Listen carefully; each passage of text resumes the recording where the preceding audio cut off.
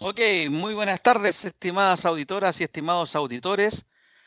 Cuando son las 18 horas con 3 minutos del día 7 de abril del 2020, damos inicio al capítulo de hoy día de Sin Restricciones, el programa de la contingencia del debate de la actualidad de la radio hoy. Soy Luis Miguel Retamales y, como es habitual, me acompaña Jorge Araya. Jorge, ¿cómo estás? Hola Luis Miguel, muy buenas tardes. Yo estoy, gracias a Dios, bien. ¿Ya? Aquí en semi-cuarentena, digo yo, porque he tenido que salir a comprar algunas cositas para comer, pero en la práctica estamos bien. Espero que nuestros amigos auditores Bueno, que nos escuchen también se encuentren bien. en los controles nos acompaña, como siempre, el tío hoy. No, Miguel. ¿Cómo estás, Miguel? ¿Cómo te va? Buenas tardes. Yo sé que no te podemos escuchar, pero nos está escribiendo ahí por el chat. Está bien, muy bien. Qué bueno, Miguel, me alegro mucho. Estimados y estimadas, como saben, estamos haciendo este programa debido a la contingencia que está viendo el país. Se pegó Luis Miguel. Eh, Eh, eh, eh, eh, eh, eh, eh. de, nuestras casas a través del Skype, nos pueden ver por la señal. ¿Cómo? Al teléfono celular 569-9236-4127. Fue una semana, bueno, Jorge, digamos también que Germán está ausente hoy día porque está Enfermo, enfermo, hay ¿no es que cierto? decirlo. Sí, hay que decirlo. Él se comunicó con nosotros para avisarnos que se encuentra enfermo. Espero que sea nomás algún resfrío o cosa por el estilo y no sea una de las víctimas fuera de broma, ¿no es cierto? Ya de esta pandemia. ¿Ya? Porque No, no creo.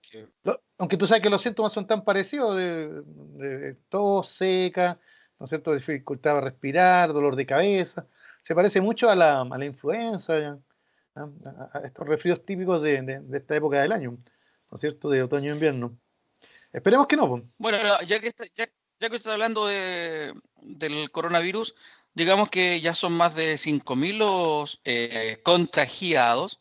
Los muertos hoy día alcanzaron la suma de 43, lo que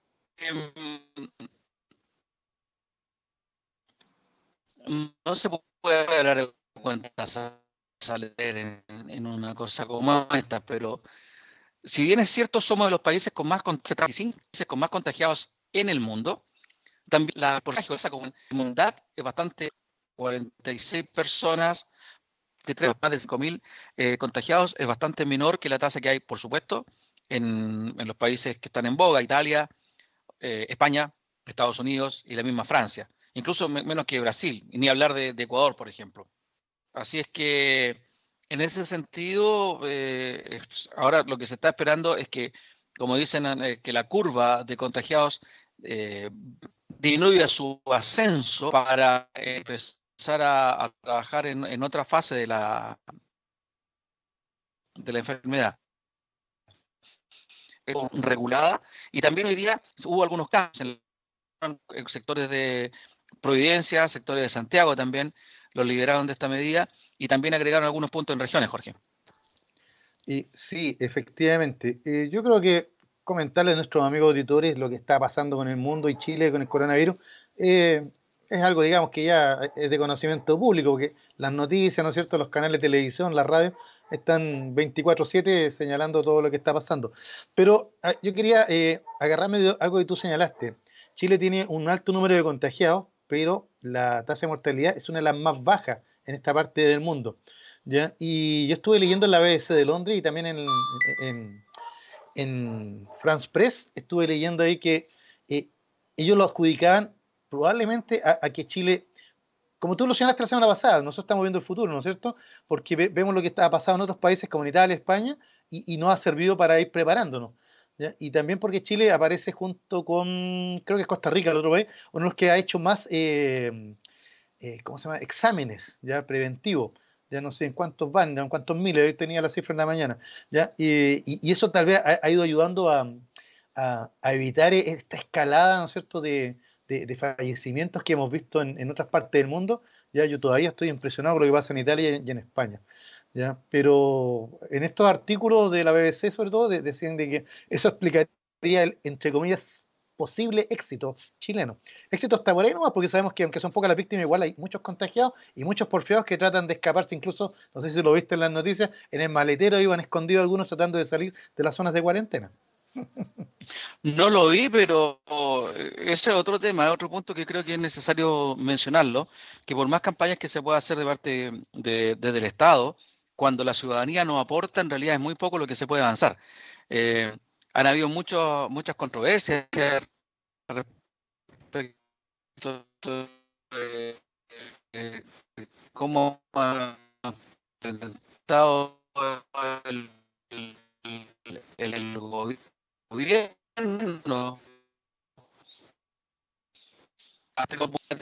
se está haciendo acá. Y sin embargo, pese a que aquí uno ve que no es tan exhaustivo ni tan minucioso el chequeo, no está tan masificado el examen, o no, no más que el examen, la revisión que te hacen, bueno, algo de eso debe haber entonces, tal como mencionaste tú, en por qué es tan bajo para la cantidad De de contagiados. contagiados la tasa de mortandad. Es impresionante lo que ocurrió en Ecuador, ¿ah? Porque comentaban que en Ecuador, justamente debido a que no tenían esta maximización, digamos, de la revisión, no se sabía la cantidad real de tantos contagiados que habían y de repente empezaron a fallecer. Y Exactamente. eso fue lo que sobrepasó todo lo que estamos viendo y hizo que ocurriera todo lo que estamos viendo terriblemente en Ecuador. Una cuestión muy lamentable. Claro. Yo creo que también una de las cosas que puede explicar entre comillas, la baja mortandad en Chile es que rápidamente el gobierno, no el gobierno en realidad, sino que los gremios, ¿no es cierto?, de la salud, los alcaldes primero que nada, ya, y otros organismos, ya, se plantaron rápidamente la necesidad de tener una mesa única, una mesa, ¿no es cierto?, que abordara toda esta problemática. ¿Ya? Y aunque tenemos un ministro de salud bastante peleador, ¿no es cierto?, bastante soberbio, ya, dentro de su soberbia igual se ha reunido esta mesa y se han podido aunar criterios médicos, políticos, sociales, edilicios. ¿Ya? Yo creo que eso de alguna manera nos ha ayudado. Igual gran parte de la población, es verdad que hay algunos porfiados, pero en general gran parte de la población uno ve que cumple con la norma de ir a comprar uno, de hacer la fila, en su caso, las mascarillas. Ahora recordemos que va a ser obligatorio el uso de mascarilla en el transporte público también, ¿ya? Y cosas por el estilo. Así que yo creo que los que no han respetado la cuarentena van a quedar en la anécdota nomás, ¿no es cierto? Son los desubicados o los antisociales de siempre. El problema es que no va a ser solamente la anécdota, Jorge, porque el nivel de contagio es tan alto en este virus, en que, bueno, por último, la irresponsabilidad de uno daría lo mismo porque es parte del cuento, de uno mismo. Pero cuando estás contagiando y estás mezclando a gente que no tiene nada que ver en el asunto, es lo que porque como que no quieren entender, no están viendo que, mira, ayer o antes de ayer falleció gente que no es del grupo etario que corre riesgo. Falleció gente que tiene 40 años. Se suponía que esa gente no iba a ser afectada. Hoy día supe que hay una niña contagiada, no sé dónde, que creo que tiene 12 o 13 años. Entonces, cuando uno dice, ¿hasta cuándo tienen que pasar para que la gente tome conciencia de lo que está realmente ocurriendo? Sí, lo que pasa es que este virus, ¿no es cierto?, está lleno también de muchas, ¿cómo decirlo?, noticias falsas, ¿ya? Que dicen, mire, le da solamente a los mayores de edad, ya el grupo de riesgo son los abuelitos y cosas por el estilo. Y es una falsedad porque en realidad cualquier persona que tenga su sistema inmunitario debilitado está expuesto a sufrir la enfermedad y a fallecer. Por eso te digo que aquí no hay grupos etarios que sean más predispuestos a una enfermedad. Simplemente probablemente los que tengan sí, enfermedades preexistentes, ellos de todas maneras son grupos de riesgo, así que puede ser una guagua recién nacida, cuya mamá pueda tener coronavirus, como puede ser un abuelito de 100 años, que hemos visto en las noticias en Italia, por ejemplo, abuelitos de bastante edad que han superado la enfermedad. Así que no Hoy existe día, esto per se de un puro grupo etario, ¿no? Dígame. entre los 6 fallecidos que hubo en las últimas 24 horas, en el informe que hace diariamente el ministro, se mencionaba a un señor de 100 años, una persona que en realidad ya está en un grupo de edad que donde porcentualmente las posibilidades de fallecer son altísimas y que probablemente esa persona con cualquier influencia común y corriente iba a correr gran riesgo. Pero bueno, dejemos un poco atrás lo de que es el coronavirus y vámonos a comentar también lo que ocurrió en la semana. Partimos con el presidente, para variar, haciéndonos un poco la agenda, con sus piñericosas. Descubrió que los embarazos son mayores a 9 meses. Hay embarazos de 13 meses ahora. De 13 meses. Y Mira, de 13 meses. ¿Viste eso en la noticia? por supuesto, o sea, es que ya parece, uno no sabe si es un meme, ¿ya? O es maldad, ¿no? Y no, pues el presidente tiene estos lapsos. Ya hemos dicho hasta el cansancio que el presidente le pasa eso por su afán excesivo de figuración. Pero que se equivocara en Diego Almagro y Pedro Valdivia en una pintura, me acuerdo, o que se equivocara con Robinson Crusoe y Alejandro Selkirk, ¿ya? O se equivocara con nuestros poetas, ¿te acuerdas? ¿Ya? Que era, confundía a Parra con Mistral. Bueno, son cosas que han quedado para la anécdota, pero hablar de 13 meses de embarazo, eso ya no te habla de un lapsus lingüe, sino que ya, no sé, pues, es un chiste de mal gusto ya. Bueno, Yo eso pensé que usted se iba a fue. referir a la otra piñericosa, pensé que se iba a referir, ¿no? Es que le dejé el pase. Sí, porque hablando de coronavirus, hablando de cuarentenas, hablando de medidas, ¿no es cierto?, que hay que tomar para cuidarnos y cuidarse, ¿no es cierto? Ya, tenemos una fotografía que de vuelta a las redes, que yo le cuento la verdad, don Luis Miguel, cuando la vi yo creí que era un meme, para variar. ¿Ya? Porque aparece el presidente Piñera sentado a los pies de la estatua del general Baquedano, al lado de unos rayados que lo tratan de manera dura, ¿no es cierto? Fuera Piñera es lo más suave que aparece rayado, ¿eh?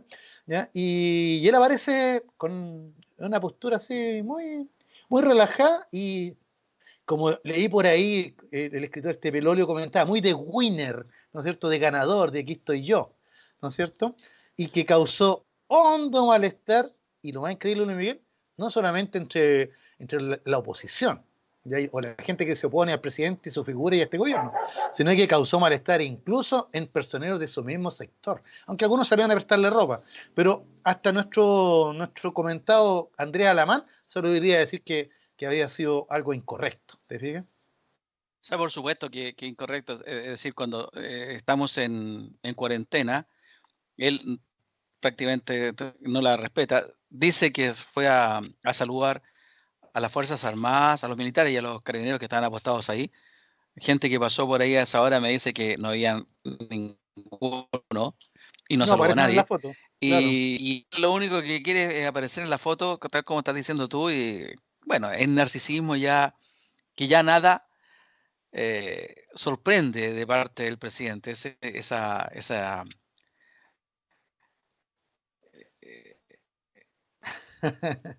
Mira, esa egolatría y ese narcisismo mira, realmente molesta, incomoda, pero no sorprende. Sí, dime. exactamente, eso iba, no sorprende, ¿ya? Pero por supuesto que genera reacciones de toda índole. La primera reacción que generó, ya probablemente le pasó lo mismo a nuestros amigos auditores, para mí fue de sorpresa, creí que era un meme, creí que era una broma para variar. Ya cuando me entero que es real, empiezo a leer los comentarios y a la mayoría de las personas le pareció un acto de provocación, ¿ya? Claro, claro. Es, Ahora, si tú me, es, preguntas es eso. Si tú me preguntas a mí, yo no creo que él haya pensado en provocar a nadie. Yo creo que él, por su personalidad, no pudo aguantarse las ganas de, al ir pasando por la plaza, espontáneamente, y hasta le creo eso, bajarse y tomarse la foto. ¿Ya? Porque es su subconsciente que lo traiciona. O sea, él hace estas cosas sin pensar y se sale de librero. Mira, es como un cabro chico que quiere sacarse una foto, tal como lo dijiste. Me saco la foto aquí en la. Porque tú mencionaste eso, que se había dado como un gustito. Me saco la Claro, foto en la Plaza Italia, Plaza Baqueano, Plaza de la Dignidad, como le quieren llamar, y me dio ese gusto. Es como cuando se sentó en el Salón Oval con Obama, ¿te acuerdas? y no, O bien cuando, y son cuestiones que a uno no le molesta porque le dan vergüenza ajena, o como cuando empezó a hacer el juego de los colores de la bandera de Estados Unidos y que dentro de esa estaba la bandera chilena, cosas así, con o con la, el papelito de con los la 33. estrellita. Exactamente. Oiga, pero para que la gente no crea que usted, ¿ya? O yo ya, o Germán, que espero nos esté escuchando, le teníamos animaversión al presidente y por eso que comentamos estas cosas. Quería citar a una persona que no es precisamente de izquierda, ¿ya? Y no es precisamente un agitador de masa, sino que es un filósofo, Carlos Peña. En su columna del ¿Ya? domingo del Mercurio, ¿ya? Él sepultó la actitud de Piñera. Y lo voy a citar acá. Voy a leer aquí una parte, la encontré, dice, comillas. El presidente Piñera se acaba de superar a sí mismo, reflexiona el columnista. Al verlo posando, relajado en la Plaza Baquedano, es imposible no recordar los actos payasescos que cometió cuando se reunió con Obama o decenas de otros actos similares que la prensa ha llamado piñericosas y que no son actos erróneos, sino inconscientes formas de hacerse notar. Sigo, comillas. Dice, el hecho lo catalogó como rocambolesco, estúpido, algo que ni siquiera la mente más tonta, más desapegada de la realidad, más desaprensiva de la actitud ajena, habría imaginado. Se recomilla, y la atribuyó a, abro comillas, un narcisismo cercano a lo maligno, maligno en un sentido psicoanalítico del presidente. O sea que para Bueno, Carlos Peña esto ya ni siquiera, como le dije yo, fue un acto espontáneo, un error nomás, una niñería, sino que tiene hasta algo de malignidad. Y yo creo entenderlo. La malignidad está en que ahora no pueden salir, ahora yo vengo, me paseo, hago lo que yo quiero y nadie me puede decir nada y al final siempre me salgo con la mía. Esa es la sensación que da. Wichi Birichi. eso es. Eso es, siempre me salgo con la mía. Mira, la Siempre gente que nos gano. está escuchando también opina. Juan A Carlos ver, Herrera me está diciendo, el presidente cometió un error al ir a la Plaza Dignidad. No estuvo a la altura de su investidura. Él tendría que haber pensado que eso podría ser una provocación. Fue una verdadera niñería. Juan Carlos Herrera, muchas gracias por tu aporte. Y Charlie Espinosa, nuestro amigo en común, nos manda ajá, saludos de Quilpué y nos recuerda algo. Hoy es el Día Internacional de la Salud. Mira, no tenía idea, le agradezco oiga, la mención a Charlie y obviamente un saludo para, sobre todo en estos momentos que se están viviendo, para toda la gente que trabaja en el salud, ya sea como médico, también como enfermero, como paramédico, como auxiliar de servicio, toda la gente que nosotros vemos en los hospitales, en los consultorios, en las ambulancias, etcétera. Un saludo para todos los que trabajan en la salud y especialmente nuestros recordar a Charlie Espinosa, recordar a Daniel Méndez y algún otro que se me puede escapar. oiga, don Luis Miguel, le agradezco a Charlie que haga la mención, ¿ya? Me pilló Charlie, yo lo tenía anotadito acá, pero lo tenía anotadito para el último bloque, ¿no es cierto? Cuando hablamos de la parte cultural, ¿ya? Pero de todas maneras me sumo a sus saludos. Solo quiero agregar un datito para nuestro amigo Charlie y todos nuestros amigos de la salud que están haciendo realmente un trabajo heroico, ¿ya? Y es que este Día Mundial de la Salud se instauró el 7 de abril de 1948, precisamente, ya después de la Segunda Guerra Mundial. Ese año 48 que hemos hablado tantas veces, porque es el mismo año en que se hizo la Declaración Universal de Derechos Humanos. Así que el Día Mundial de la Salud, ¿no es cierto?, recuerda a la creación de la Organización Mundial de la Salud, ya que venía ya de la Sociedad de Naciones anterior, pero que el 7 de abril del 48 ya queda establecida hasta nuestros días. Así que un fuerte abrazo y más que un abrazo, muchas gracias a toda la gente de la salud, porque estamos en sus manos, son los verdaderos héroes de esta pandemia. Hay muchos héroes en realidad. Yo no quiero focalizarlo solamente en la gente de la salud, también está la gente de los servicios, de otros servicios públicos, como los uniformados que también están trabajando en las calles para cumpliendo con su deber. Así que un abrazo para la gente de la salud. Jorge, mira, Miguel Cuénteme. también nos recuerda. Dice, Sí. de hecho, me acordé cuando en uno de los reportes del coronavirus, la subsecretaria Paula Daza dijo que había que seguir respetando la cuarentena. Y se nos Y pegó un ahí un... periodista le preguntó, ¿y qué ejemplo da el presidente que se saca una? Son las cuestiones del presidente. Mira, y el ministro Mañalich hoy día en el reporte y pidió un aplauso de nuestras casas a los funcionarios de salud. Así que gracias A, la, uno de a las los héroes que 21 están horas. trabajando hoy día. A las 21 horas, Oye, claro. Cuénteme. Jorge, bueno, me gustaría esbozar algo más de lo que tenemos que hablar. Sí, Piñera también tuvo protagonismo durante la semana, cuando nosotros, justamente el miércoles pasado creo, después de nuestro último programa, se habló del alza en los planes de salud de parte de las ISAPRES. ¿te acuerdas? Seguimos con la salud, exactamente, sí. Y ahí las ISAPRES iban a subir en un promedio un 4,9%, un alza que se iba a hacer efectiva a contar de agosto de este año y que también era bastante inoportuna, nadie lo podía creer. O sea, una de las entidades más cuestionadas que existen en estos momentos en Chile son las ISAPRES. Una, están las AFP, están el Congreso, están las Fuerzas Armadas, etcétera. Pero aparte de eso, justamente en el periodo que estamos viviendo, que en el coronavirus, elijan el momento como para anunciar esta alza, es un asunto que realmente llamaba la atención, causó molestia, causó poco entendimiento, poca empatía, ¿no? En general, porque uno de los servicios que tiene cuantiosas ganancias, cuantiosas utilidades, y esas utilidades van a los accionistas, porque yo nunca he visto a mis amigos que trabajan en ISAPRE recibir un aumento siquiera acorde al porcentaje del aumento de la utilidad que tienen las ISAPRES. ¿Y qué ocurrió? Se levantó la polémica, obviamente, ¿y quién vino a defender? ¿Se acuerda que la semana pasada hablábamos de que Piñera iba a estar apareciendo, defendiendo muchas causas con el afán de tener protagonismo Claro. en los medios y también para ir acumulando aceptación de parte de la opinión pública? Bueno, aparece el presidente Piñera indicando que gracias a una gestión del ministro Mañalich habían que tener el aumento en los planes de la ISAP. ¿Por qué recalco detener? Porque no es que se haya cancelado el aumento. Lo que hizo en su gestión, y que lo que se le critica fue que como una reunión de amigos, oye, hagamos un favor.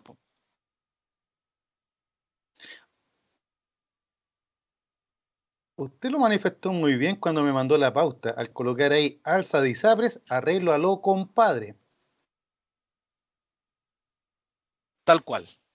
Arreglo a lo compadre. Lo que quiero que nuestros amigos auditores entiendan es que, mira, el que haya una alza de la ISAPRES en esta época del año, ya, es lo que pasa todos los años. O sea, no fue algo que la ISAPRES esperara en que justo en estos momentos de gravedad, ¿no es cierto?, que está pasando el coronavirus, vamos aprovechando de esto y vamos a tirar el alza. No, todos los años se realiza este alza y todos los años, muchos chilenos, usted tal vez o yo, etcétera, acudimos a algún abogado o algún bufete para hacer la demanda respectiva y evitar el alza en el caso del plan individual de cada uno.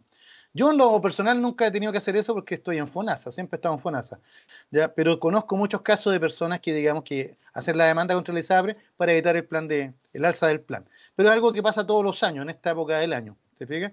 Así que, ahora, lo que yo estoy de acuerdo con usted es que en los momentos que estamos viviendo, digamos, en esta coyuntura social, económica, ¿no es cierto?, médica, ya, sobre todo económica, tan grave, tan delicada, tal vez uno esperaría de la ISAPRE una mirada más empática, ni siquiera voy a decir humana, más empática con los montones de trabajadores que en estos momentos están quedando sin trabajo o cobrando sus subsidios de cesantía o cobrando la mitad de su salario o derechamente sin ningún recurso para poder abordar, ¿no es cierto?, el pago y menos un alza en sus planes. Entonces la pregunta que uno se hace es, bueno, ¿y el presidente en sus funciones como que le otorga la Constitución no podía frenar esto? Y usted y yo Algunos sabemos cuál es dicen la que sí. respuesta. Y yo le digo que no. Yo digo que desde el punto de vista de la Constitución del 80, el presidente no tendría las herramientas para haber frenado esta alza. Tal vez algunos dicen con el tema del estado de excepción. Podría Sí, ser. sí. Podría ser. Pero usted tiene razón, pero el presidente en vez de nuevamente mostrarse nuevamente como un tipo proactivo, un tipo que tiene dominio, que tiene autoridad, un verdadero líder, ¿qué hace?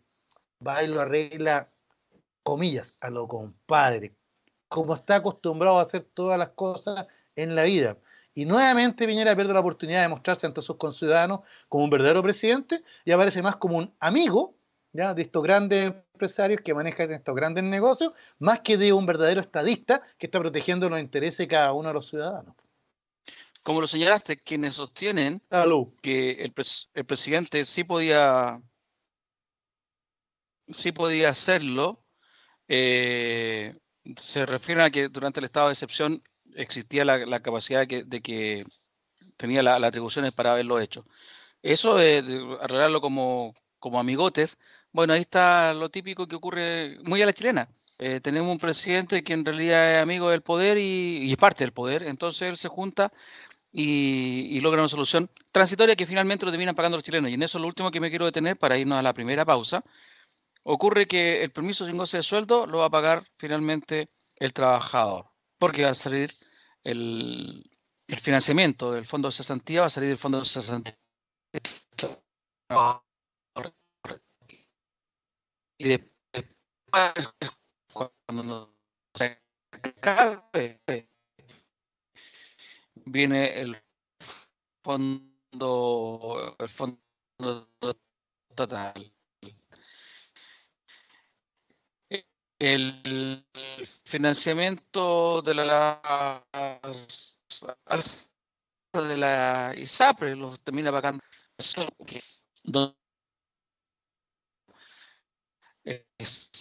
el que menos ha aportado para ir en ayuda a la ciudadanía o de las empresas en forma directa. En forma indirecta, sí, está yendo con ayuda para algunas empresas, pero van a correr un proceso, una tasa importante de cesantía, una tasa importante de no pagos y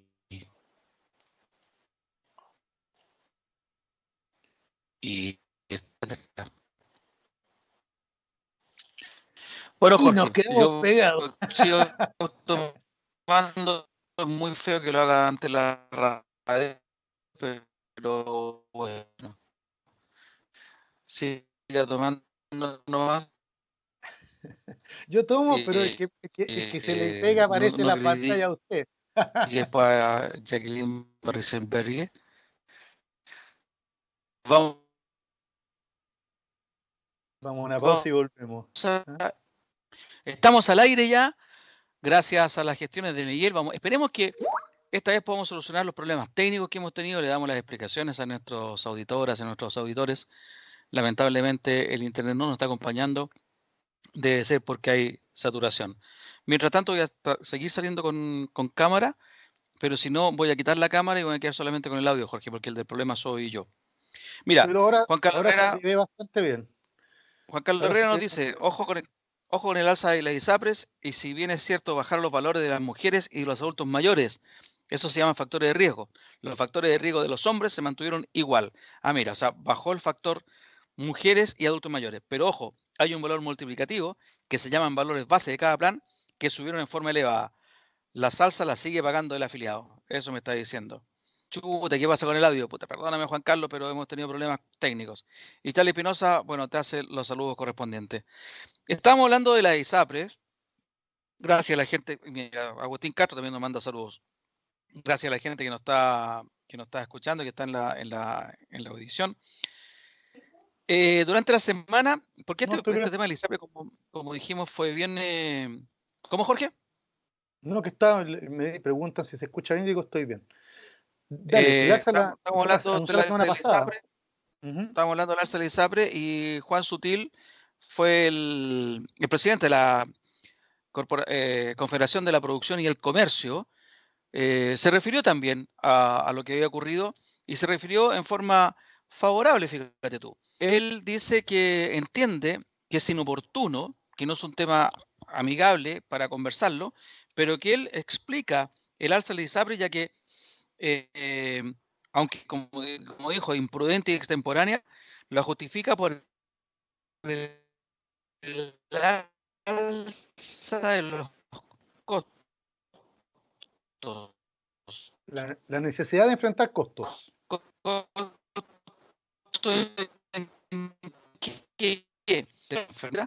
Y también se manda una frase, voy con el audio solamente porque tengo problemas.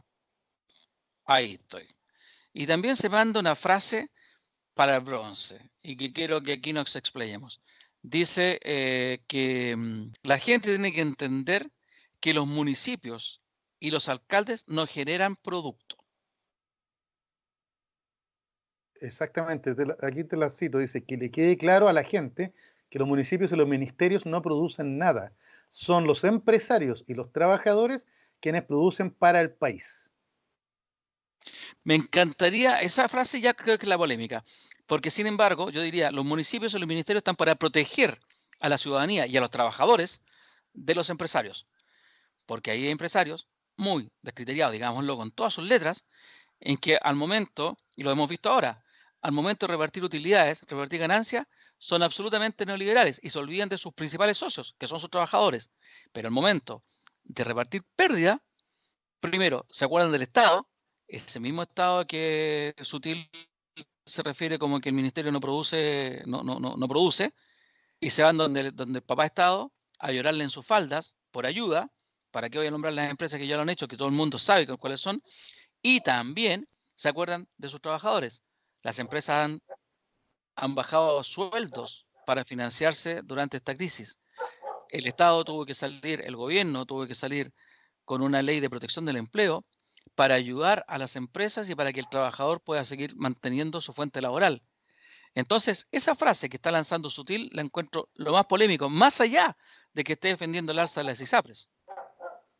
Fíjate que yo, para mí, no es que la frase sea polémica, sino que la frase expresa bien el pensamiento de Sutil, ¿ya? Y del gremio que él representa.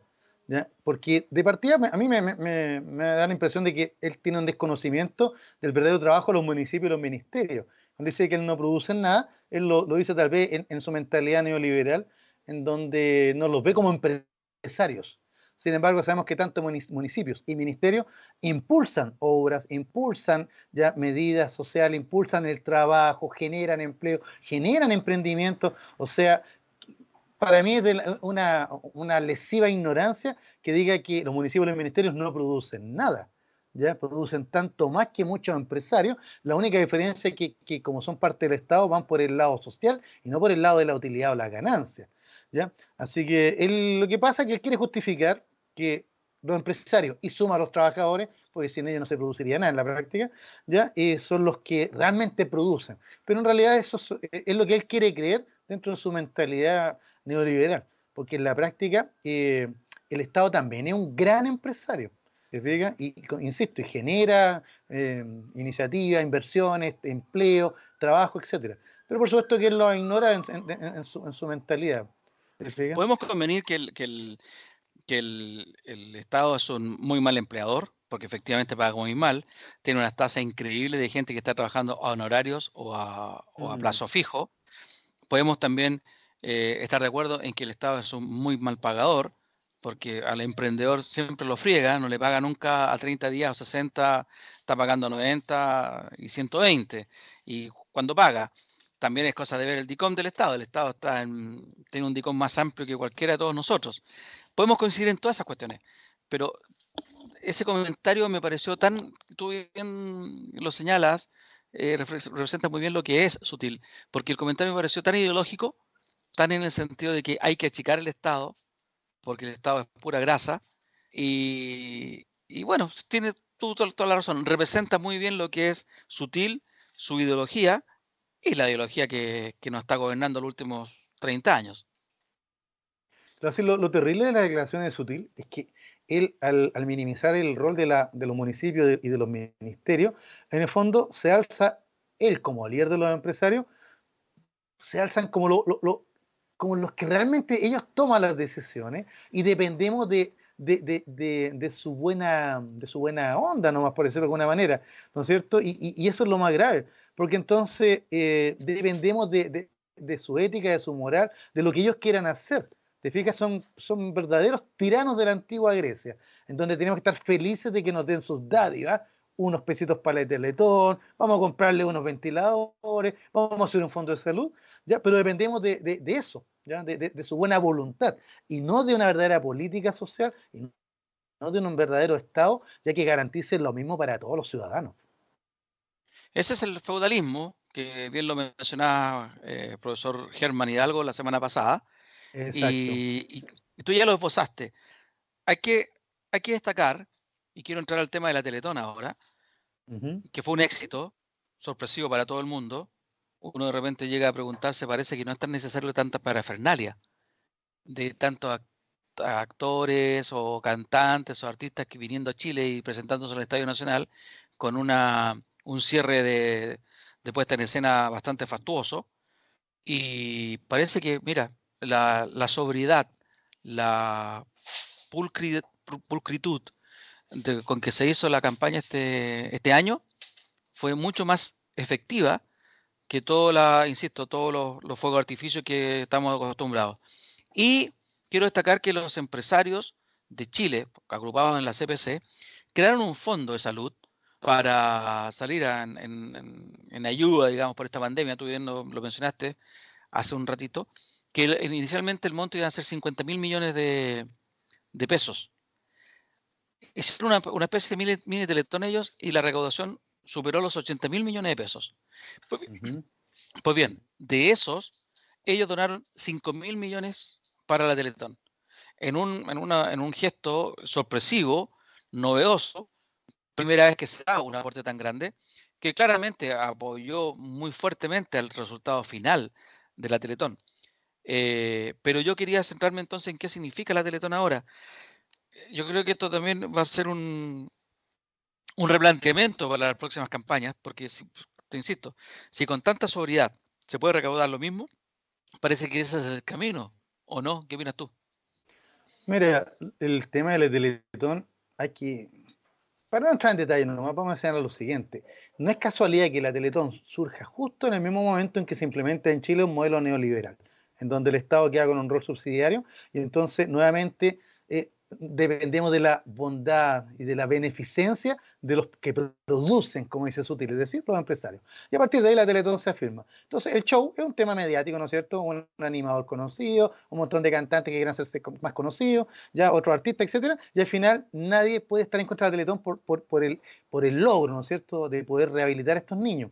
¿Ya? Pero no cabe la menor duda de que siempre nos quedó la sensación de que muchos shows, ¿ya?, para como de alguna manera una vez al año mostrarle al país de que no es el Estado, sino los empresarios los únicos que pueden sacar adelante esta iniciativa, cuando en la verdad que no es así.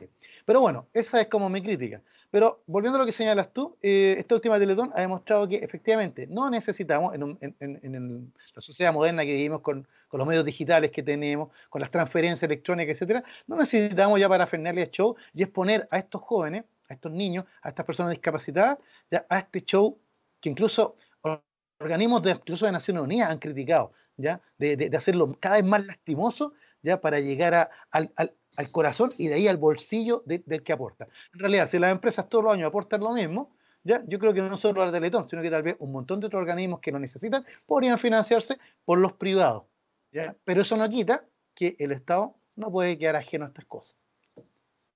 Yo coincido en alguna medida contigo. Yo creo que el Estado es el que tiene que hacerse cargo una vez por todas de todo este tipo de responsabilidades. Son finalmente Por eso necesidades es del una Estado. nueva De, constitución.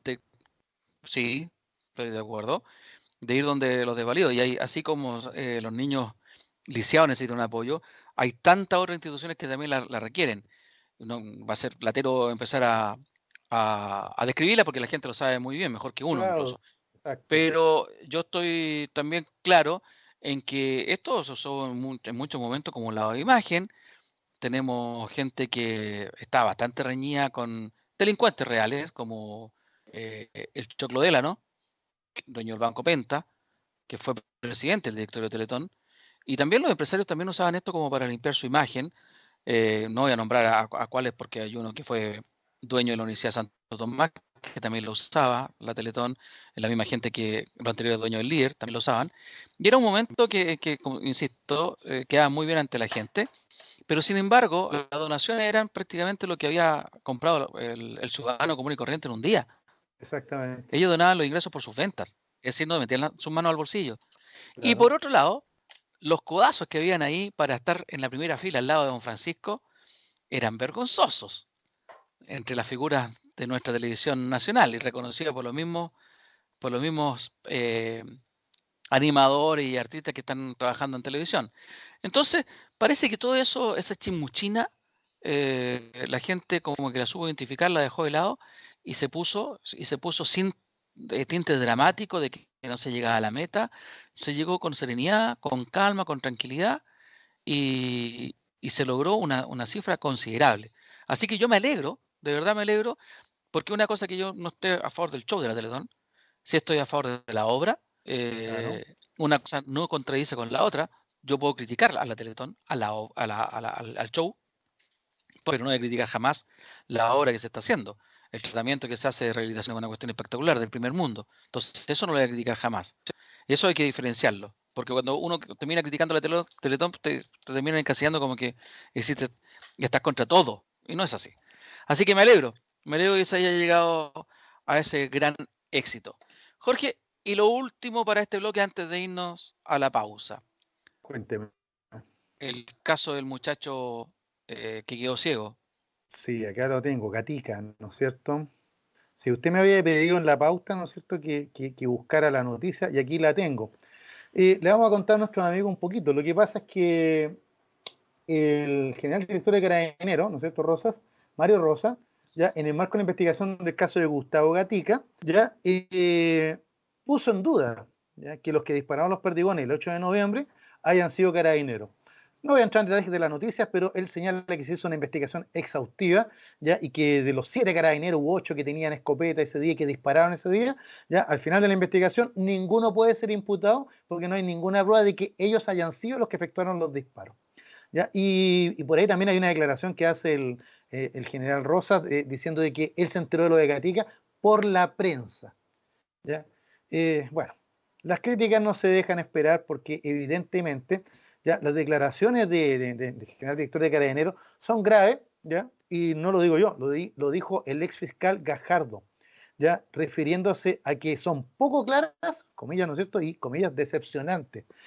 Nosotros aquí podemos entrar a criticar de que, siendo el general director de Carabineros, ¿cómo se entera por la prensa? O sea, ellos no le hacen un informe de lo que pasa, ya, de la violencia, los detenidos, de los procedimientos, ya, primera cosa. Y segunda cosa, después, esto fue en noviembre, y después de todos estos meses de investigación, la conclusión es de que cualquiera puede haber disparado entonces a Gatica y quitarle la visión, pero Carabineros queda exculpado. O sea, no cabe la menor duda aquí que esto no pinta para nada bueno, y Carabineros nuevamente aparece como una institución fuera de control. Totalmente. Hablando que en su calidad de testigo fue interrogado el general director de Carabineros en la investigación que busca determinar quiénes fueron los funcionarios de las fuerzas especiales que dispararon y dejaron ciego al muchacho Gatica. Eh, Salió en un diario, en la diario La Tercera, la cantidad de respuestas vagas que entregó el general director, que lo dejaron absolutamente como que fuera de control de la institución. En una institución, que es demasiado grave esto, porque en una institución donde existe la verticalidad del mando, donde se ha visto que por fallas de subalternos salen oficiales, esto es extremadamente grave. Yo creo que ya es el momento entonces en que salga el general director Rosas, dado que más que el hecho grave es que ponga en duda que ha sido Carabineros quien atacó al muchacho. Es más, dice que pueden ser sus mismos, como dice, partidarios, sus mismos los que lo agredieron. Me recordó, voy a hacer un paréntesis, me recordó a lo que dijo Mendoza, ex general director Ah, de Carabineros, a raíz de los degollados, que es lo que recordé la semana pasada precisamente, a raíz de los exactamente. degollados, cuando dijo que era una vendetta de los comunistas. O sea, el nivel de desprecio por la ciudadanía es tan alto en Carabineros que creen que somos todos imbéciles, somos todos estúpidos. ¿Quién puede creer que, que puede haber sido gente de los mismos manifestantes los que atacaron a Gatica? Pero decía yo, lo deja tan de manifiesto en que no tiene control, en que no introduce esta verticalidad de mando, él debe salir. No sé para qué, yo no sé si vendrá alguien mejor, alguien que realmente va a hacer la renovación en Carabineros, pero yo creo que no podemos tener una persona con una autoridad tan débil, tan poco respetado. Primero, porque no le entregan los reportes, no le entregan los informes, él pide una, no se las dan. Todas estas entrevistas que hizo en La Tercera. Entonces, ¿cómo podemos tener un general director al mando de una institución que debe ser la más grande de Chile, en cuanto con ese de liderazgo que es tan feo. Es muy, Jorge ahora, es muy peligroso tener a gente de este tipo a cargo de la institución. Jorge, ¿volviste? Y he escuchado atentamente, usted estaba nuevamente con sus saltitos, pero se entendió. Fíjese, amigo mío, que evidentemente el general Rosa nuevamente es otro oficial que no da el ancho para la reestructuración que se necesita, pero ya de manera urgente, de Carabineros de Chile. Una reestructuración que hace como, a ver, estamos en abril, creo que hace como 3 semanas atrás, fue un programa que tú faltaste, que estabas trabajando, con Germán comentamos, alcanzamos a señalar de que Piñera había anunciado la reestructuración y que la anunció con el plazo de aquí al 2027, ya para cuando la institución cumpla los 100 años. Ya el plazo que yo encuentro que es demasiado extenso, porque estamos recién en el 2020. Yo creo que una institución como Carabineros no llega de aquí al 2027 a menos que siga arrastrando estos mismos ripios, desinformación, abuso, violación de los derechos humanos, malversación de fondos. Sigo con la lista. Esto no es un ataque a Carabineros. De hecho, Carabineros lo necesitamos y lo necesitamos más que nunca. Hemos visto cómo esta última semana, con la cuarentena y con el tema del coronavirus, la delincuencia que ya estaba desatada, ya ahora en las horas que se supone que tenemos toque de queda, campea. O sea, los ciudadanos de pie como usted y yo tenemos que estar guardados a las 10, mientras que de las 10 a las 5 de la mañana ya la delincuencia roba, asalta, hacen volar cajeros, ya, y carabineros y los militares que supongo que están custodiando lugares estratégicos brillan por su ausencia. Entonces es urgente ya tener una fuerza policíaca que dé confianza nuevamente, ¿ya? Y que no podemos esperar al 2027 esta reestructuración, pues, o sea, estar 7 años reestructurando. O sea, el general director de Carabineros debe salir, debe entrar una persona enérgica, de respeto. Mira, me hace recordar a lo que fue en su minuto General Bernales, ¿te acuerdas que falleció en el accidente del helicóptero? ¿Ya? Sí. Digo por su personalidad, porque él era un hombre de pocas palabras, pero que generaba respeto, inspiraba a su gente, y en esos años Carabineros logró un alto grado de confianza y de aprobación ciudadana, y eso es lo que necesitamos ahora, no al 2027. ¿Se fijan? Yo puedo entender que en una reestructuración tan larga es cuando se requieren cambios graduales, cambios paulatinos, una modernización. Pero coincido contigo, yo creo que lo que necesita Carabineros en estos momentos es una refundación. Hay que remodelarlo, rediseñarlo y refundarlo. Porque sí, efectivamente se necesita un carabinero, una policía, llámese como se llame, que tenga la confianza de su gente, de sus ciudadanos. Mal que mal, por convención, a ellos se les entregan las armas para que nos custodien. Y hoy día no está cumpliendo las labores de ningún punto de vista. Está más cerca de los delincuentes que de la gente de bien. Y esto no se puede aceptar a una policía uniformada. Que nos vamos a una pausa. Pablo Bueno Claro. también nos manda saludos, Jorge. Un saludo para Pablo. Nos vamos a la Muchas pausa y gracias, ya volvemos Pablo. con el último bloque. Jorge, ¿de qué vas a hablar esta vez? Tengo varias cositas, pero vamos a centrarnos en los 500 años del fallecimiento de uno de los pintores más importantes de la historia de Occidente, don Rafael Sanzio, el Divino. Perfecto. Vamos a la pausa y volvemos entonces para saber algo más sobre don Rafael Sanzio, algo más de lo que sé yo. Muchas gracias, ya volvemos. Ya estamos al aire, ya estamos de vuelta en el último bloque del programa Sin Restricciones del día de hoy, 7 de abril del año 2020. Ya es el momento, don Jorge, que usted tome los controles de los ¿Sí? micrófonos y usted se apodere del espacio para hablar en su bloque tradicional de cultura, de historia. ¿De qué nos va a hablar hoy día? Me decía Rafael Sanzio.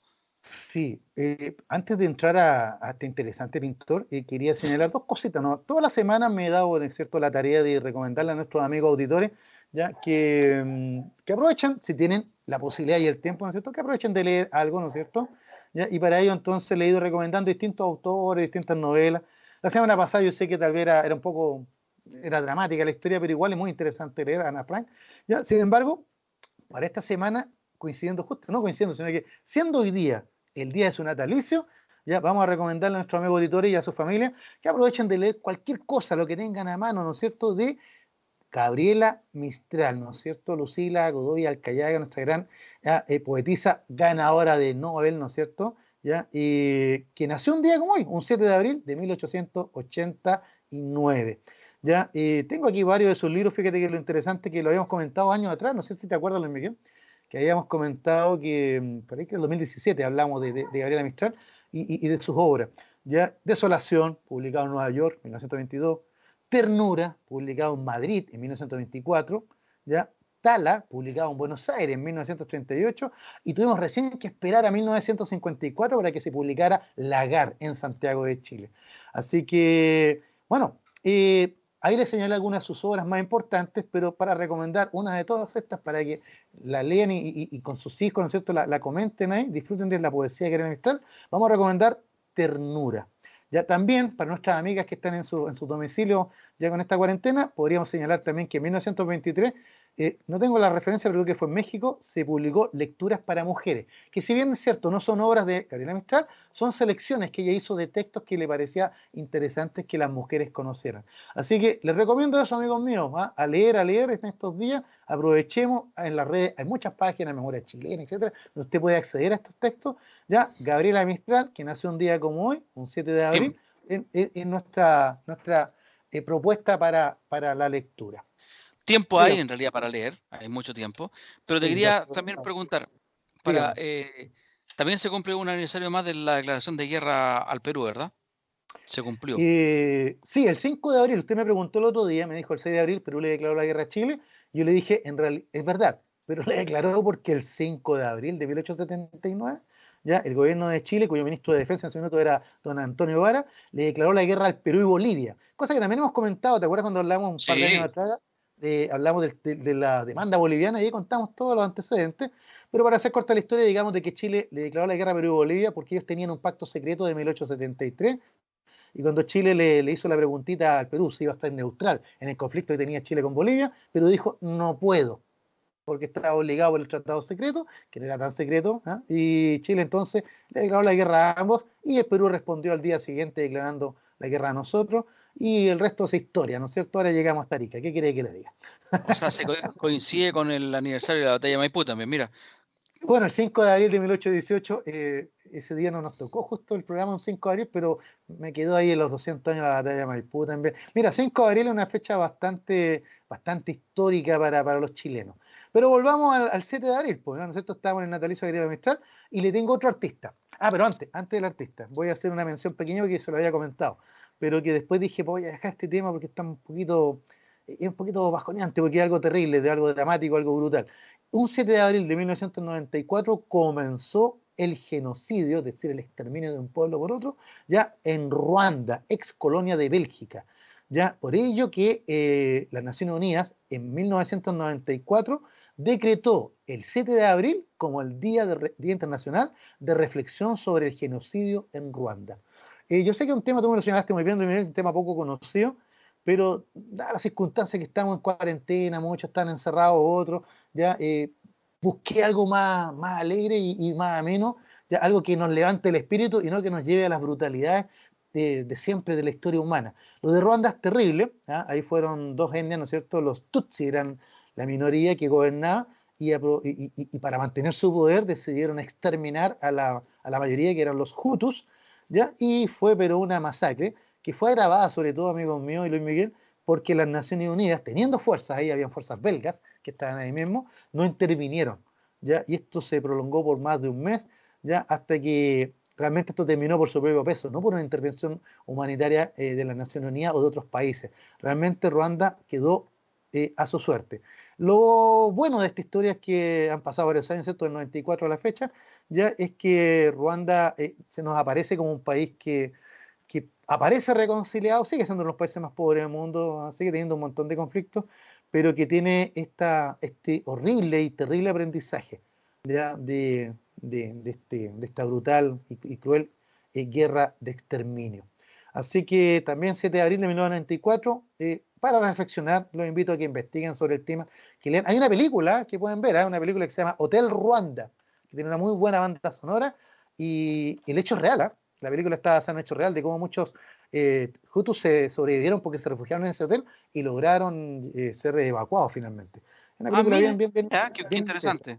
Búscala, la película es relativamente nueva, debe ser el 2000 y algo, ¿no? Yo la vi hace un par de años atrás en Netflix, ¿ya? Así que para que la busquen. Oigan, amigos Gracias míos, por el pero dato. usted sabe, yo siempre para la última media hora le busco libro, película, ahí, le tenemos, como decía un amigo mío, le tenemos. Oye, hablando en serio ahora, me voy ahora a la efeméride, ya que no podía dejar pasar. Es verdad que la efeméride es de ayer, sí, ¿eh? Porque fue un 6 de abril, pero la encontré tan notable porque, fíjate que del personaje que vamos a hablar, que le vamos a comentar a nuestros amigos auditores, ya nació un 6 de abril de 1483 y murió un 6 de abril de 1520. ¿Ya? Oye, qué vida más plana. Ahora, usted dice que plano, yo encuentro que, voy a ser franco, la verdad es que es una de las cosas que se discuten. Ya, la verdad es que pareciera ser que nuestro amigo Rafael Sanzio, el divino, como le decían en su tiempo, porque pintaba maravillosamente, gran pintor renacentista, ya nació un día 28 de marzo, ¿ya? Que era Viernes Santo. ¿Ya?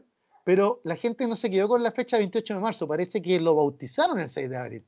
¿Ya? No está claro eso.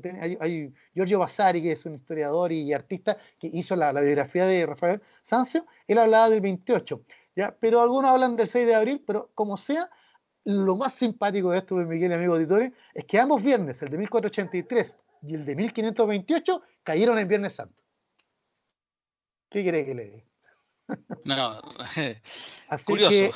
que sí, una verdadera curiosidad histórica, o sea, porque más encima nuestro amigo Rafael Sanzio, no por algo le decían el divino, no por nacer en Viernes Santo, sino porque pintaba como Dios, voy a decir, porque eran católicos, no así como los dioses. Ya, muy profundamente católico nuestro amigo Rafael Sanzio.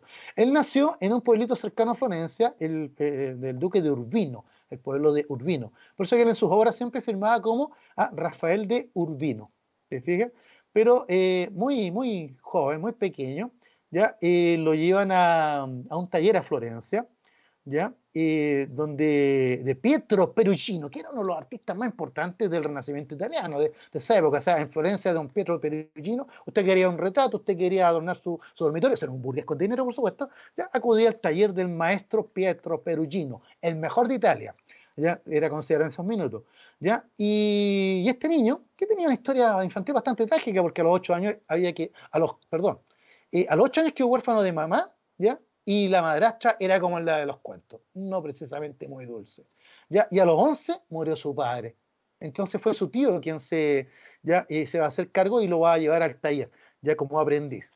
¿Ya? Y acá donde Perugino no solo descubre que este jovencito, imagínate, ya tenía 8, 10 años, ¿ya? Muy joven, tenía pero una habilidad envidiable para el dibujo al carbón. O sea, lo que se le plantara por delante, lo que le pidiera, él lo dibujaba con una ligereza de mano que solo tenía el maestro Perugino. ¿Te fijas? A los 14 años, ya Perugino lo lleva como aprendiz, ¿ya? Y como tenía este tremendo talento, ya Perugino lo pone a trabajar en las mejores obras codo a codo. Ya para 1499, ya él está haciendo pinturas solo, en el taller de Perugino, ¿ya? Pero su fama es tan grande que todos le piden al maestro que sea Rafael quien pinte, ¿no es cierto? Quien haga la obra. Aquí estamos en una Florencia que es la sede del Renacimiento. La Florencia durante el siglo XV, la época del 480 que dicen los artistas, ¿cierto? Ya los historiadores del arte, ya era el lugar donde estaban todos los grandes, ahí Bramante, ya estaba Leonardo, estaba Miguel Ángel, ¿para qué te digo? O sea, ¿ya? Y de repente aparece este jovencito, Rafael, ¿ya? Así que mira cómo son las cosas. Rafael era 8 años menor que Miguel Ángel, pero Miguel Ángel, justo cuando Rafael se pone a trabajar con Perugino en Florencia, Rafael emigra a Roma y ahí se pone a trabajar para los papas, como uno de los mecenas del arte. Entonces Rafael queda, digamos, sin rivales en Florencia como el gran pintor. ¿Ya? Aunque Miguel Ángel lo odiaba profundamente, ya les voy a contar algunas anécdotas más de eso. ¿Ya? Pero por ahí por 1500 y algo, llega a Florencia, de sus viajes por aquí y por allá, don Leonardo da Vinci, que ya era un hombre mayor. Usted fíjate que le llevaba bastantes años de diferencia con Rafael. ¿Ya? Y Leonardo, a diferencia de Miguel Ángel, ¿ya? Él, encantado, comparte sus conocimientos, incluso pictóricos, con este jovencito. ¿Ya? Con este jovencito. Así que para 1504, ya, Rafael, con el impulso de Leonardo da Vinci, que está unos pocos años, pero después se va a la corte de Francia, donde va a morir, la corte de Francisco II, ¿ya? De Valois. Entonces va a ser decisiva la influencia de Leonardo en la pintura de Rafael. Incluso muchos van a criticar a Rafael diciéndole que era un copión, que él copiaba como pintaba Leonardo. Pero en realidad la gracia de Rafael es que él era como una esponja. Él podía ver lo que hacía Perugino, Leonardo, Miguel Ángel, Bramante, cualquiera, ¿ya? Y él lo absorbía y no solo lo reproducía, sino que lo mejoraba. O sea, era un jovencito, tenía 20 y algo, y ya era el mejor pintor de la Italia renacentista. ¿Te fijas? Así que es evidente, Miguel, que entonces nuestro amigo Rafael solo le quedaba un pináculo para alcanzar la fama total, po. Y tenía que llegar a dónde? Tenía que llegar a Roma. ¿Y por qué Roma? Porque ahí se encontraba nada menos que otro gran personaje que deberíamos hablar de solo él en un programa, ¿ya? En 1503, el Papa Julio II. Un papa que cuando Miguel Ángel hace su estatua para, para su mausoleo, le dice a Miguel Ángel, ¿qué le coloco? ¿Un libro? ¿Ya? En las manos. Y el papa le dice, no, colócame un arma, porque he repartido más cañonazos que bendiciones. Así que el Papa Julio II fue el que se enfrentó a los españoles, a los franceses, a los venecianos. Mire, el Papa Julio II no se sacaba la armadura. Debajo de la sotana ya siempre la armadura. Era un papa guerrero. Él era el de la famosa frase, hay que sacar a los bárbaros de Italia. Porque para los italianos del siglo XVI, todo lo que no fuera italiano era bárbaro, salvaje. Para que hablar de franceses y españoles. Te explico, o sea, para ellos eran unos salvajes. Así que el Papa Julio II, que tuvo bastantes éxitos en estas campañas militares, también tuvo éxito en recaudar bastantes botines y convertir a Roma en el centro del Renacimiento, que hace conocido como el arte del Cinquecento. ¿Te fijas? Siglo XVI. Entonces, el Papa le encarga, imagínate, a Bramante que le haga el San Pedro, que es un gran arquitecto florentino, y que era pariente de Rafael. Mira, ahí en el detalle, un poco de nepotismo. ¿Ya? También está el tema que está Miguel Ángel trabajando ya en la Capilla Sixtina, ¿te fijas? Y peleando ahí con el Papa. Hay otra gran película que puedo recomendar que está basada en una novela, que se llama La agonía y el éxtasis. Ya, hermosa película que te cuenta la historia y la relación del Papa Julio II con Miguel Ángel y es bastante fidedigna. Está basada en una gran novela, ¿ya? Y trabaja más encima Charlton Heston ahí, ¿no? Gran papel ahí. Pero bueno, buena película será. Extraordinaria, esa película muy entretenida. Bueno, la cosa es que entre medio, mientras Miguel Ángel está pintando ahí, ¿no es cierto? Y le pongo color porque Miguel Ángel sufría de ira, era un tipo irascible, brutal, salvaje, violento. ¿Ya?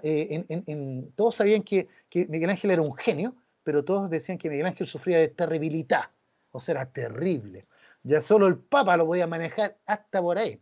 ¿Te fijas? Así que en la práctica, Miguel Ángel, ahí haciendo rabiar a medio mundo, haciéndose odioso en Roma, llega este jovencito ya de Urbino, que lo traen de Florencia, ¿ya? Y el Papa Julio II le dice, mira, como Miguel Ángel me está pintando la Capilla Sixtina, borren todo lo de Perugino, ¿ya? En las estancias papales y píntame algo ahí. Mira, para Rafael dicen que lloraba, porque él no podía creer que borraran la obra de su maestro, pues. Te fijas que le iba a pintar encima de eso. Bueno, el Papa lo convenció, le dijo, mira, usted pinta mejor, así que ahí está el encargo. ¿Ya? Y le pide que le pinte las estancias del Vaticano.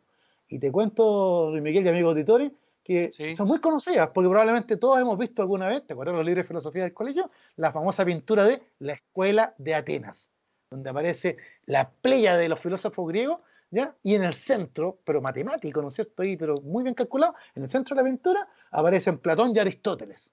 Significa Platón con su mano hacia arriba, indicando las ideas, el cielo, ¿ya? Y Aristóteles con su mano hacia abajo, indicando la tierra, la realidad, lo práctico. ¿Te fijas? Ya. Adivina Ajá. quién fue el modelo de Platón A ver, que tomó Rafael. no Él sé. tomó la cabeza de Leonardo da Vinci. Ah. Y lo pintó, puso la cabeza de Leonardo da Vinci como la cabeza de Platón. Pero como, aunque Miguel Ángel lo odiaba profundamente, porque este cabro no pinta nada, pues no como lo pinta como yo, era una envidia terrible que le tenía a Miguel Ángel, ya lo desprestigiaban cuando podía, ya Rafael, sin embargo, adoraba a Miguel Ángel, lo encontraba genial. ¿Te fijas? Y entonces ¿Ya? Rafael, ¿qué hizo? ¿Qué hizo? Otro de los personajes que aparece en la escuela de Atenas, uno de los otros filósofos, Heráclito, ya lo pone con la figura de Miguel Ángel, y la misma postura de las sibilas que Miguel Ángel estaba pintando en la Capilla Sixtina.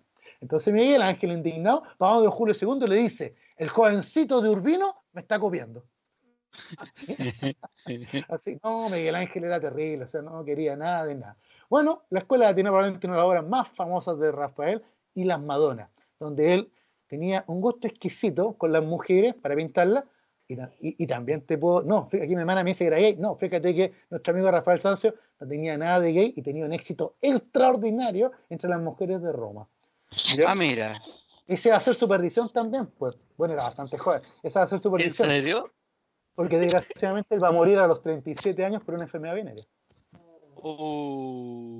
¿A qué Así edad? que tenía 37 años. ¿Te das cuenta, Jorge? Creo que en alguna vez lo hemos comentado, ¿ah? Que todos Sí. estos grandes personajes de la historia vivieron tan intensamente, a los 30 años habían logrado todo prácticamente. Es verdad, o sea, yo pienso en otros pintores como uno de los precursores del Renacimiento, el Masaccio, que tuvo una vida terrible, era un salvaje también, era peor que Miguel Ángel, con eso te digo todo, y Masaccio también murió, no tenía 30 años, era muy joven. Pero yo ¿Te me, fijas? yo me acuerdo de los próceres de la patria, de los padres de la patria. Bueno, O'Higgins, también. Carrera, Rodríguez. O sea, cuando andaba haciendo todas sus fechorías, Manuel Rodríguez tenía 30 años. Bueno, yo creo que la testosterona tiene mucho que ver en todo esto. Pero bueno, fuera de broma, don Julio II murió, pues, 1513, y le sucedió nada menos que el Papa León X, que era nada menos que Giovanni de Medici. Y los Medici eran la familia que había gobernado Florencia ya por más de un siglo y eran mecenas por excelencia. Y don Giovanni de Medici conocía de niño a Rafael. Por supuesto que le dijo, venga para acá, siga pintando por favor. Y lo favoreció. Por supuesto que Miguel Ángel, indignado, encontraba que esto era terrible. ¿Cómo era posible que lo postergaran a él por el jovenzuelo de Urbino? A este ya no era un jovenzuelo. Así que el Papa fue más allá, no solo le encargó un montón de pintura a don León X, también con la muerte de Bramante, que era el arquitecto de la Basílica de San Pedro, en 1514, ¿ya? El Papa le encargó entonces a Rafael, que como era sobrino de Bramante, siguiera con los diseños de la Gran Basílica de San Pedro, lo cual hizo que nuestro amigo Miguel Ángel ya no odiara a Rafael, sino que ya fuera lo peor para él. O sea, poco menos aquí, Rafael, aprovechando el nepotismo de su tío fallecido, había alcanzado este puesto. La verdad te digo yo que lo que hizo Rafael fue extraordinario, pero desgraciadamente, amigo mío, nunca lo vamos a ver. Porque una vez que Rafael muere a los 37 años, Miguel Ángel se hace cargo de las obras de San Pedro y demolió todo y lo hizo todo a su pinta. Ah, borrón y Claro, cuenta ¿no? nueva. Claro, o sea, Miguel Ángel no se andaba con chicas. O era de él o nadie. ¿Te fijas? Así que terrible, terrible. Bueno, nuestro amigo Rafael, te digo que mi hermana aquí me señalaba era gay, no, no era gay, lo que pasa es que era muy afectado y amanerado porque había tenido una exquisita educación en la corte de Florencia. Por eso cuando él llega a Roma, en Roma lo encontraban que era demasiado amanerado y por eso decían que tenía esta mala fama. Pero en realidad no, lo que pasa es que él era un perfecto caballero. De hecho, les voy a contar un dato más. Don Baltasar de Castiglione, escritor, filósofo, historiador de la época, gran renacentista, gran humanista, Baltasar de Castiglione también conoció a Rafael en la corte de Florencia, ¿ya? Y escribió su libro El cortesano, que era como el manual para ser el hombre del Renacimiento. Y adivinen quién se inspiró, o mejor dicho, Ah, quién era su modelo. en Luis Rafael Miguel. Sanzio. Claro, Luis Miguel Ramal, claro. Rafael Sanzio, el divino, porque para nuestro amigo ya, Baltasar de Castiglione, Rafael encarnaba lo mejor del Renacimiento italiano, o sea, era el caballero por excelencia, culto, educado, hablaba perfecto. Mira, te voy a dar una pura anécdota. Rafael llegó a tener un Yerno, taller, el yerno ideal. no, no se casó nunca, no se casó nunca. Yo Por te conté eso, esa pero era el historia, yerno ¿no? ideal. Claro, por supuesto. Porque más encima el tipo, tú ves los cuadros de Rafael y se ve que era un joven bastante atractivo. Ya tenía una belleza casi celestial. O sea, era divino incluso en ellos. Ya, pero para hacer corta la historia, nuestro amigo Rafael ya llegó a tener un taller enorme. O sea, en su minuto él manejaba 400 personas. ¿Te fijas? Entre arquitectos, pintores, dibujantes, ya de todo, porque incluso le tocaba hacer tapices, él hacía los diseños para los tapices que fueron enviados para producir y ser colgados en la estancia vaticana, etcétera. Entonces, resulta que nuestro amigo Rafael, todos decían, ¿y cómo lo hace? Porque Miguel Ángel no lo soportaba a nadie, o sea, él estaba encerrado en la Capilla Sixtina y por el resto de sus trabajadores, ojalá que se cayera los andamios. Pero en la práctica, Rafael nunca le gritaba a nadie, tenía una facilidad para hablar con las personas y con su encanto personal, ¿no es cierto?, conseguir todo lo que él quería. Mira, voy a recordar otra frase. Hay un emperador romano, Tito, que cuando falleció lo señalaron como delicia del género humano. Rafael ah, Rafael para sus contemporáneos fue uno de los artistas respetado, querido, el perfecto caballero renacentista. Delicio del Para género humano. delicia del género humano. O sea, era una Tremendo. persona Mira, nadie nunca señalaron si se enojó, si se mal molestó por algo. O sea, él simplemente tenía el poder de convencimiento, el buen trato, el don de gente. Bueno, es verdad que había tenido una educación extraordinaria, pero imagínate que huérfano a los 8 años, la madrastra no lo quería, el papá murió cuando él tenía unos pocos años más. O sea, realmente era una verdadera esponja este joven. Este joven absorbió lo mejor y lo transmitió no solo en sus obras, sino que en su forma humana. Ahora, Que para me ir gustan, terminando, ¿ya? que me ¿Sí? gustan esas expresiones suyas, don de gente. Es como alguien dije. Bueno, es que probablemente, bueno, era el cortesano perfecto. Nuestro amigo Rafael no se casó nunca, ya le conté que era bastante picadito de la araña porque tenía muy buena pinta, y ya sabemos que era encantador como persona, ¿no es cierto? Y más encima tiene un Rafael artista Albornoz. famoso, ¿ya? Rafael Sanzio, ¿ya? Ah, ¿Ya? Ah, o el divino, como le decían los romanos, ¿no es cierto? El pueblo de Roma, el divino. Ya resulta que nuestro amigo Rafael era dado a los placeres de todo tipo, es verdad, excesos amorosos, dice aquí sus biógrafos, para hacerlo suavemente, ¿cierto? Entre comillas. ¿Ah? Y tenía una amante muy famosa que le decían la Fornarina. ¿Y por qué le decían la Fornarina? Porque su padre había sido molinero, era empresario de harina. Era un burgués que compraba y vendía harina, tenía panadería en el fondo. ¿Te fijas? ¿Ya? Entonces, para denostarla, para molestar a esta joven, le decían la fornarina, la harinera, pues, ¿no es cierto? ¿Ya? La molinera. Entonces, pero la fornarina tenía una belleza extraordinaria que Rafael aprovechó para retratar en varios cuadros, incluso en uno de los últimos cuadros, en donde retrata a Venus, se supone que es la fornarina. ¿Te fijas? En los frescos de la Villa Farnesina. El triunfo de Galatea se llama el cuadro y se supone que es ella. ¿Te fijas? Bueno, resulta que pese a estas acusaciones, Rafael nunca respondió nada. Ya, él era bastante discreto en sus amores también. Así que, desgraciadamente, contrajo unas fiebres y 15 días después, un Viernes Santo, 6 de abril de 1520, falleció cristianamente. ¿Qué quieres que te diga? Funerales apoteósicos. ¿Ya? Porque de los tres artistas más grandes del Renacimiento, que son el número uno, Leonardo da Vinci, reconocido por el propio Rafael, ¿ya? El número dos, Miguel Ángelo, el genio terrible, también reconocido por Rafael, Rafael siempre se guinó con ser el tercero, ¿ya? Porque para él los otros dos eran los mejores. ¿Te qué fijas? Así que interesante, Jorge. ahí tenemos la triada. ¿Sabes dónde está enterrado nuestro amigo Rafael Sanzio? No. Está enterrado en el Panteón de Roma, ¿ya? Al lado ahí del rey Vittorio Emanuel II, que fue el que unificó la península. El Panteón, un famoso templo de la antigua Roma, fue construido por Marco Agripa, general de Augusto, y después reconstruido y mejorado por el emperador Adriano, ¿ya? Se Perdona que lo salvó de... interrumpa. Dígame, Ya estamos, antes que siga hablando del panteón. dígame. Interrumpa, ¿no? ¿Ya? Ya Ah, ya, estamos, ya, ya debemos irnos, me avisan por ahí. estamos listos. No, está bien, 7:30, ¿no? Bueno, Sí, mira, para terminar la historia, nuestros amigos, si antes tienen que la siga hablando posibilidad, del panteón, ya estamos listos. Así sí, que a nuestro amigo Rafael Sanzio. bueno, eso, pues, los que vayan a Roma, visiten el Panteón, ahí está la tumba de Rafael, el Divino, emocionense, porque es maravilloso. Amigos míos, Luis Miguel y todos nuestros amigos auditores, ustedes saben que la historia es nuestra y, y se nos quedó pegado Luis Miguel, y la hacen los pueblos, pues. Así que espero que les haya gustado esta historia de la semana. 500 años del fallecimiento de un genio del Renacimiento, Rafael Sanzio, el Divino. Así que una nueva historia la próxima semana. Pueblos. Acá Miguel me coloca la historia nuestra y la escriben los ganadores. También, pues bueno, de eso vamos a hablar en otro programa. ¿Ya? Espero que les haya gustado, pues, amigos míos, nuestro Rafael Sanzio.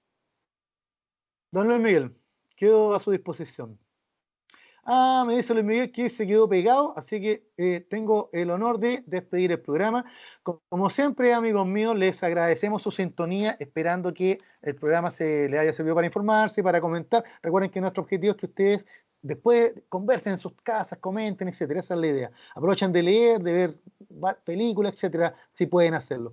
Gracias a Miguel, muchas gracias por la puesta en el aire. Hemos tenido siempre algunos problemitas para las conexiones, pero siempre con buena voluntad y paciencia hemos salido adelante. Gracias a Dani Maricán por el espacio y gracias a tú, Luis Miguel, por la invitación semana a semana a comentar estos temas de la historia, la cultura, ya la actualidad nacional e internacional. Esto fue Sin Restricciones, martes 7 de abril 2020. Hasta la próxima semana, si Dios quiere.